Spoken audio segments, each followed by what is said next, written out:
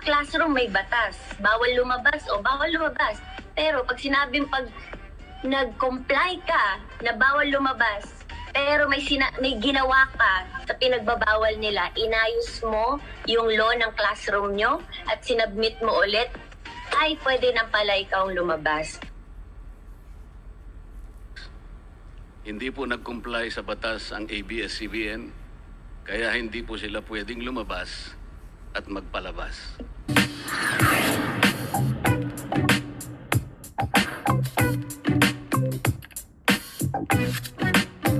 Good afternoon.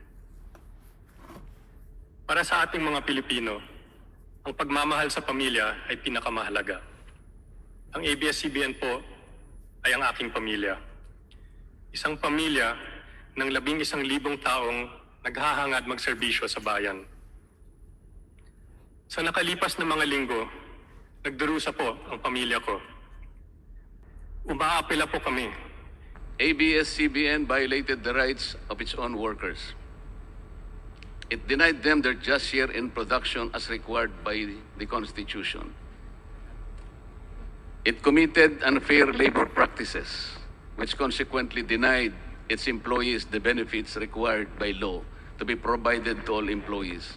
Isang halimbawa po dito ay ang asunto na isinampa ng halos 100 o mahigit sa 100 manggagawa ng ABS-CBN sa National Labor Relations Commission o NLRC dahil sa pagtanggal sa kanila dahil sila raw ay mga talents lamang at hindi mga regular na empleyado. Nanalo po ang mga manggagawa sa NLRC at maging sa Court of Appeals. Bakit hindi na lang nila sinunod ang hatol at umapila pa ang ABS-CBN sa Korte Suprema? Ito ba yung sinasabi po kanina sa opening salvo na ang pagmamahal sa kanilang kapamilya ay ganun na lamang? Ibalik niyo po ang ABS-CBN para maprotektahan namin ang 11,000 kong kapamilya. Nalampas sa 11,000 ang mga empleyado nito dahil kung ito po ay masusi nating iimbestigahan, may 2,661 at isa lamang. 2,661 ang mga regular na empleyado nito. Ang karamihan po o mahigit na 8,500 na kawani ng ABS-CBN ay tinagurian nilang independent contractors or talents, project workers at contractuals lamang kahit na pang-regular na empleyo ang trabaho nila. Ayon po sa ating labor code, kapag pang-regular ang tungkulin ng isang manggagawa, dapat siyang gawing regular employee. Hindi dapat contractual. Hindi dapat independent contractor, talent o kaya project worker lang. Malinaw na labag sa batas ang ginagawa ng ABS-CBN. We want to do everything we can to protect our employees. Pero may hangganan din ang kakayahan ng kumpanya namin. Kakaila sa publiko na napakarami ng labor cases na hinarap at haharapin pa ng ABS-CBN. Ang masaklap pa po dito ni hindi nagbibigay ng contribution ang ABS-CBN para sa benepisyo ng kanilang mga empleyado. Dahil po sa 2,661 lang ang regular employees nito, ang mga ito lang ang may benepisyo. Ang iba po na mahigit 8,500 na nagtatrabaho sa ABS-CBN ay wala po ni katiting na government-mandated benefits na natatanggap katulad ng SSS, PhilHealth o kaya Pag-ibig. Ng kumpanya namin.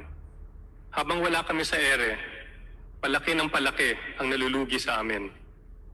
At sa mga darating na linggo, mapipilitan na kami maglabas ng listahan ng mga empleyadong mawawalan ng trabaho. Sana makita po ng Kongreso na nasa kapangyarihan ninyo ang kinabukasan nila. Sa tingin po namin, wala pong dahilan kung bakit hindi pwedeng ibigay ang prangkisa ng ABS-CBN. Hindi po nag-comply sa batas ang ABS-CBN, kaya hindi po sila pwedeng lumabas at magpalabas. Those opposing the franchise application of ABS-CBN will show with clear and convincing evidence that ABS-CBN did not comply with the terms and conditions of its franchise as well as our laws and the Constitution. In fact, they will show in the succeeding hearings of the Committee on Legislative Franchises that ABS-CBN deliberately and with impunity violated the conditions of its legislative franchise and more so of our laws and the Constitution. Matagal na po kasi ang mga aligasyong ito. Hindi mamatay-matay. There have been many accusations thrown against us about alleged violations of laws or violations of our franchise. Sinasabi po ng mga bumabati ko sa amin, the law is the law. And we agree. The law is the law. And under the law, we are innocent unless proven guilty.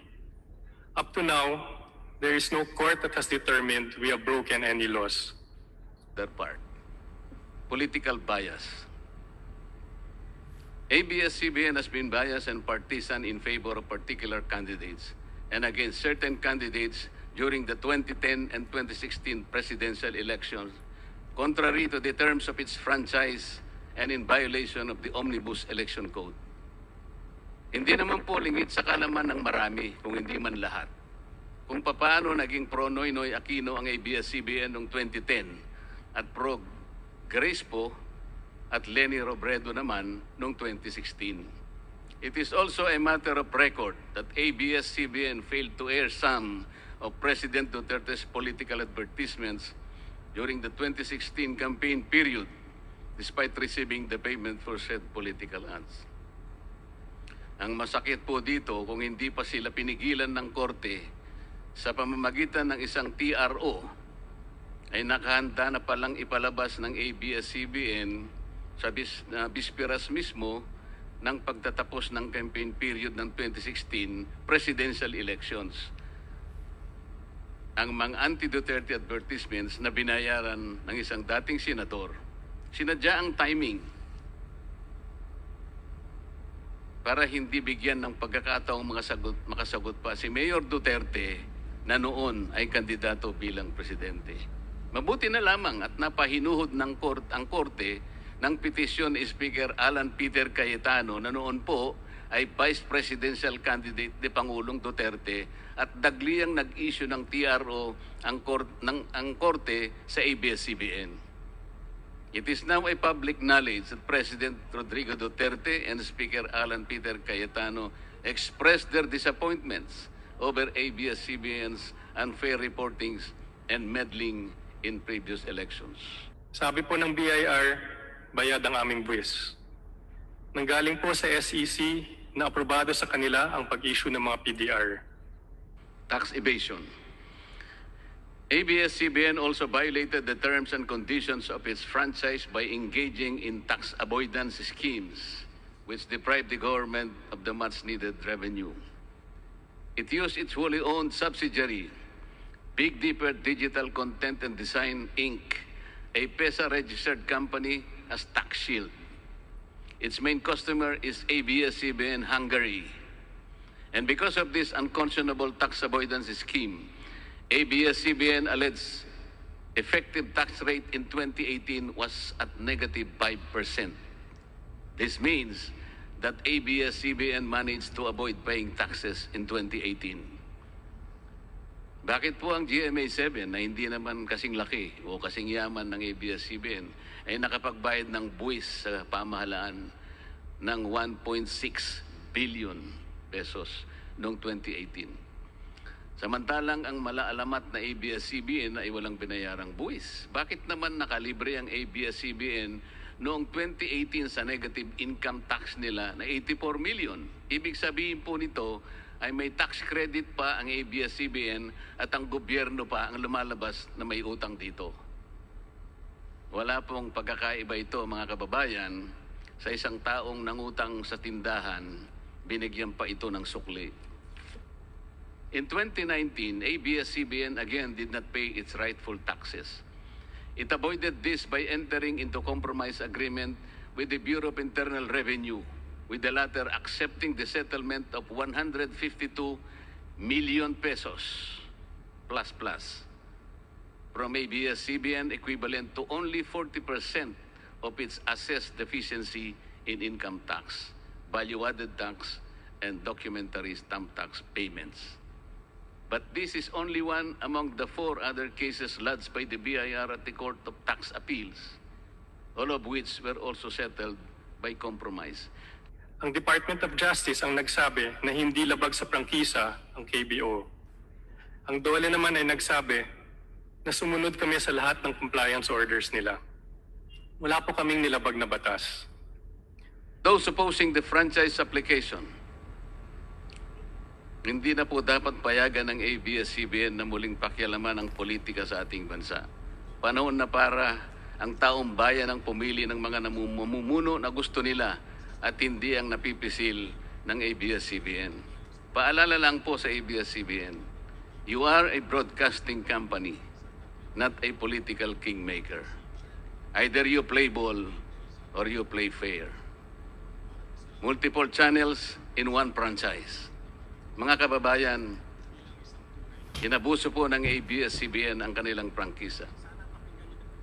Sa hindi nila may paliwanag na dahilan o maaari namang sinadya na gamitin ang kanyang prangkisa para sa isang channel lamang, pero gumamit pa ng ibang prangkisa ng telekomunikasyon na hindi naman pang broadcast upang mas kumita at makapagbenta sa pamamagitan ng maraming channels. ABS-CBN violated the terms and conditions of its franchise by offering its TV Plus boxes for a one-time fee but using the free-to-air signal authorized in the franchise granted by Congress at no cost to ABS-CBN. Tubong lugaw, ika nga.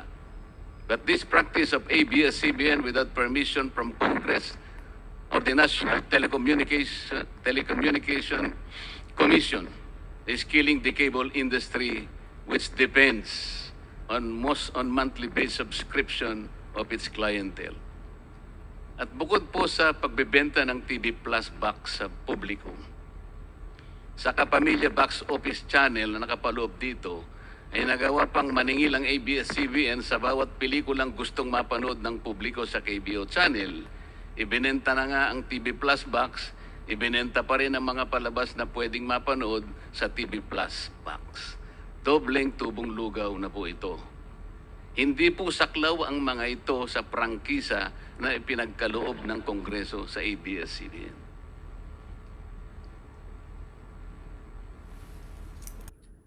Your Honors, masakit po itong nangyari sa amin. Umasa po kami sa hangarin ninyo at ng Senado na habang pinag-uusapan ng prangkisa, hindi po kami mawawala sa ere. Sa pag-shutdown namin, marami sa ating mga kababayan ang nawalan ng serbisyo ng ABS-CBN, lalong-lalo na sa panahon ng pandemya. Nasa 70 million po ang nanonood ng ABS-CBN bawat linggo. Kailangan nila ang balita para sa kanilang kaligtasan o hanap buhay. At habang hindi sila makalabas ng bahay, marami ang nangangailangan ng mga programang nagbibigay ng saya, inspirasyon, tibay ng loob at pag-asa. Milyon-milyong OFW din po ang umaasa sa ABS-CBN para maibsan ang kanilang lungkot habang nagsasakripisyo sila para sa pamilya. Nung nag-umpisa ang quarantine at gutom ang naging problema ng bayan, agad po kaming kumilos para makatulong. Allegations to date that ABS-CBN's Lingkod Kapamilya Foundation, ALKFI, is being used as ABS-CBN as tax shield, and that ALKFI also failed to file donor's tax return and pay the donor's tax. Ito po ang mas nakalulungkot dito, mga kababayan. Kapag politiko o government official ang nagkawang gawa, epal ang tawag dito ng ABS-CBN. Kahit mula pa sa sariling bulsa ng politiko, ang pinanggalingan ito. Pero kapag ito ay galing sa lingkod kapamilya, puro pangalan ng ABS-CBN ang kanilang pinangangalandakan, katulad po ng nakita natin ngayon. Alam naman natin na galing naman sa lahat, sa mga donors ang pondo na ginamit nila. Meron po kayang nanggaling sa yaman ng ABS-CBN. Di baling ang pantulong ng ABS-CBN ay galing sa donasyon ng ibang tao. Di baling ang perang pantulong ay mula sa tax avoidance ng kumpanya. Ang mahalaga ay mapalabas nila sa pamamagitan ng sa mamamayan, katulad po ng nakita natin ngayon na napakabuti at napakabait ng ABS-CBN. Sa aming mga kapamilya, maraming maraming salamat po sa lahat ng suportang ibinibigay ninyo sa amin. Sana maparamdam ninyo sa inyong mga mambabatas kung gaano kahalaga ang ABS-CBN para sa inyo. Naniniwala po kami, ang pagbigay ng isang prangkisa ay nakasalalay sa serbisyong na ibibigay sa taong bayan. ABS-CBN deserves a future only if it has made your lives better. Your Honors, nasa mga kamay ninyo ang kapakanan ng marami. Ang aming mga empleyado, ang kanilang mga pamilya, ang ating mga kababayan na umaasa sa serbisyo ng ABS-CBN. ABS-CBN violated the rights of its own workers. It denied them their just share in production as required by the Constitution. It committed unfair labor practices, which consequently denied its employees the benefits required by law to be provided to all employees. Isang halimbawa po dito ay ang asunto na isinampa ng halos 100 o mahigit sa 100 manggagawa ng ABS-CBN sa National Labor Relations Commission o NLRC dahil sa pagtanggal sa kanila dahil sila raw ay mga talents lamang at hindi mga regular na empleyado. Nanalo po ang mga manggagawa sa NLRC at maging sa Court of Appeals. Bakit hindi na lang nila sinunod ang hatol at umapila pa ang ABS-CBN sa Korte Suprema? Ito ba yung sinasabi po kanina sa opening salvo na ang pagmamahal sa kanilang kapamilya ay ganun na lamang? Hinihingi po namin na bigyan ng prangkisa ang ABS-CBN. Hindi na po dapat payagan itong pagre-renew ng prangkisa ng ABS-CBN. Dapat na pong isara ang pinto para sa kanila. Bakit po? Because the ABS-CBN has been using the airwaves for more than 50 years. 53 years today, to be exact. Our Constitution says that Congress can grant a franchise of up to 50 years only. Tapat po kaming naglilingkod sa bayan sa mahabang panahon. Wala po kaming nilibag na batas. Hindi po nag-comply sa batas ang ABS-CBN, kaya hindi po sila pwedeng lumabas at magpalabas. Those opposing the franchise application of ABS-CBN will show with clear and convincing evidence that ABS-CBN did not comply with the terms and conditions of its franchise as well as our laws and the Constitution. In fact, they will show in the succeeding hearings of the Committee on Legislative Franchises that ABS-CBN deliberately and with impunity violated the conditions of its legislative franchise and more so of our laws and the Constitution. Ikom ang bibig ng may kakayahang magsiwalat nito dahil takot sa maimpluwensyang network na kayang sirain ng tao, kandidato man o hindi. Salamat at ganap na nanindigan si Speaker Alan Peter Cayetano at hindi inalintana ang mga tuligsa sa kanya at pinayagan niya na magkaroon ng patas, bukas at malawak ang pagdinig sa mga aligasyong ito katulad ng nagaganap sa araw na ito. Ang banggit nga po sa John 8:32 ay ganito, "And you will know the truth, and the truth will set you free." Violation of the Constitution. Number 1, franchise is longer than 50 years. Taong 1957 nang makuha ni Don Eugenio Lopez Sr., may-ari ng Chronicle Broadcasting Network o CBN, ang Alto Broadcasting System o ABS. Simula po noong 1967 ay naging ABS-CBN na po ang tawag dito dahil sa merger ng ABS at CBN. Kung susumahin po natin ang prangkisa nito simula noong 1967, ay 53 taon na po itong gumagamit ng airwaves magpahanggang ngayon. 63 years naman po kung susumahin natin mula po ng pagkakakuha ng CBN sa ABS noong 1957. The Committee on Legislative Franchises should not allow itself to be used by ABS-CBN to again circumvent the Constitution and violate the categorical 50-year limitation imposed on franchises. Hindi na po dapat buhayin muli ng Kongreso ang prangkisa ng ABS-CBN sapagkat ayon po sa ating saligang batas, ang buhay ng prangkisa ay hindi dapat lumampas ng 50 taon. EDSA Revolution. Siguro po may mangangatwiran at sasabihin ng ganito. Isinara naman nung Marcelo ang ABS-CBN. Di po ba? Dapat huwag bilangin ang panahon na yon. Tanggapin po natin sandali na isinara nga ang ABS-CBN simula Setyembre 23, 1972 pagkatapos na ideklara ang martial law. Pero hindi po ba nagbukas din ito agad matapos na ito ay mabawing muli ng pamilya Lopez noong EDSA Revolution? Hindi ba't kulang-kulang 13 taon din po ang namagitan na panahon? So let's assume that we subtract 13 years from the 63 years that ABS-CBN has been in operation starting 1957 when CBN acquired ABS. Hindi ba't 50 taon din po ang magiging resulta? Ibig pong sabihin, tapos na at paso na pa rin ang prangkisa ng ABS-CBN with or without martial law. Hindi ba't sobra-sobra pa rin ito at lalabag pa rin sa ating saligang batas?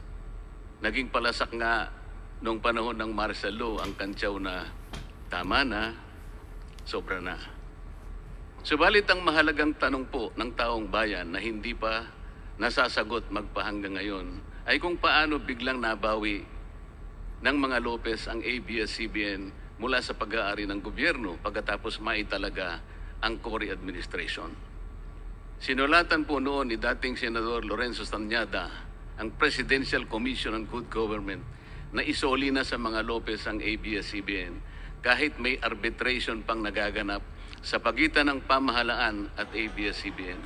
Na i-turn over po agad ang istasyon ng ABS-CBN sa mga Lopez sa kabila ng wala pang pagtukoy sa tunay na pagmeme-ari nito ayon sa kautusan sa Board of Administrators na binuo sa Letter of Instruction number 1 ni Pangulong Cory Aquino. Sa ngayon po ay wala man lang mailabas na papeles tungkol dito ang PCGG. Nagbayad po ba ang ABS-CBN sa Administrasyong Cory Aquino? Nag-public bidding po ba?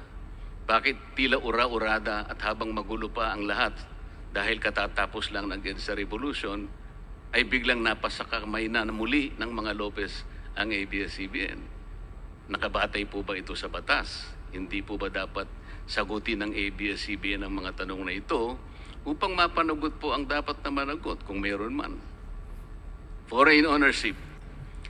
Puntahan naman po natin ang muling pagbubukas ng ABS-CBN noong 1986. Pati po kasi noong panahon yun ay may paglabag na rin sa ating saligang batas. Ano po kaya yun? Dahil Amerikano at hindi Pilipino ang may-ari at namahala sa ABS-CBN na mariing ipinagbabawal ng saligang batas. Congress should deny the franchise application of ABS-CBN for its clear violation of the Constitution, requiring 100% Filipino ownership and management of mass media companies. ABS-CBN's former president, Mr. Eugenio Gaby Lopez III, was an American citizen when he took the helm of the company in 1986 as director, then president, and then chairman in the later years. It was only in 2000 that he petitioned for recognition of Filipino citizenship and was issued a certificate of recognition as a Filipino citizen in 2002. At kahit sabihin po nating wala na ngayon sa management ng ABS-CBN si Ginoong Gaby Lopez, nagpatuloy pa rin ba sa paglabag sa saligang batas ang ABS-CBN? Opo. Dahil magpahanggang ngayon ay nagbebenta pa po sila sa mga banyaga, mga hindi Pilipino, ng pag-aari o ownership rights ng ABS-CBN. Through an intricate web of corporate layering, ABS-CBN lets non-Filipinos to own its common shares through the issuance of Philippine Depositary Receipts o PDRs. In September 1999, the ABS-CBN Holdings Corporation offered 132 million Philippine Depositary Receipts underlying the 132 million common shares of ABS-CBN.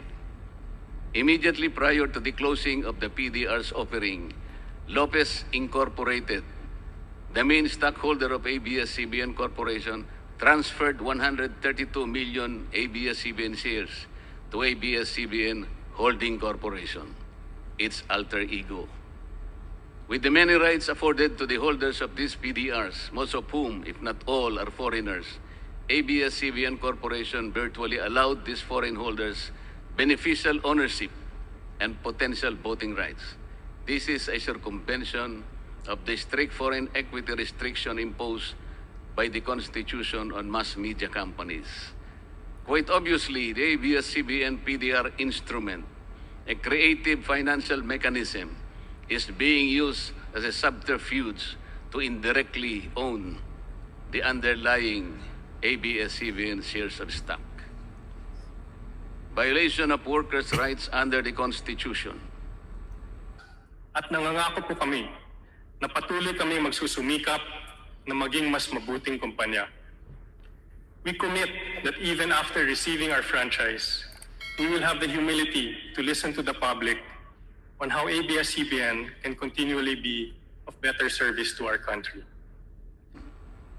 ABS-CBN has not regularized its contractual workers and talents despite performing the functions of regular workers. It even forced some of its workers to sign employment contracts containing waiver of the right to regularization. And those who refuse were unceremoniously terminated from work. ABS-CBN has subcontracted most of its production work to subcontractor production companies, despite the fact that production is directly related to its core business. These production entities are paid minimally, whose workers obviously get lesser benefits and take-home pay compared to ABS-CBN's regular employees. That part. Political bias. ABS-CBN has been biased and partisan in favor of particular candidates and against certain candidates during the 2010 and 2016 presidential elections, contrary to the terms of its franchise and in violation of the Omnibus Election Code. Hindi naman po lingid sa kalaman ng marami, kung hindi man lahat, kung paano naging pro Noynoy Aquino ang ABS-CBN noong 2010 at pro Grace po at Leni Robredo naman noong 2016. It is also a matter of record that ABS-CBN failed to air some of President Duterte's political advertisements during the 2016 campaign period, despite receiving the payment for said political ads. Ang masakit po dito, kung hindi pa sila pinigilan ng korte sa pamamagitan ng isang TRO, ay nakahanda na palang ipalabas ng ABS-CBN sa bisperas mismo ng pagtatapos ng campaign period ng 2016 presidential elections. Ang mga anti-Duterte advertisements na binayaran ng isang dating senador, sinadya ang timing para hindi bigyan ng pagkakataong makasagot pa si Mayor Duterte na noon ay kandidato bilang presidente. Mabuti na lamang at napahinuhod ng ang korte ng petisyon ni Speaker Alan Peter Cayetano na noon po ay Vice Presidential Candidate ni Pangulong Duterte at dagliang nag-issue ng TRO ang korte sa ABS-CBN. It is now a public knowledge that President Rodrigo Duterte and Speaker Alan Peter Cayetano expressed their disappointments over ABS-CBN's unfair reportings and meddling in previous elections.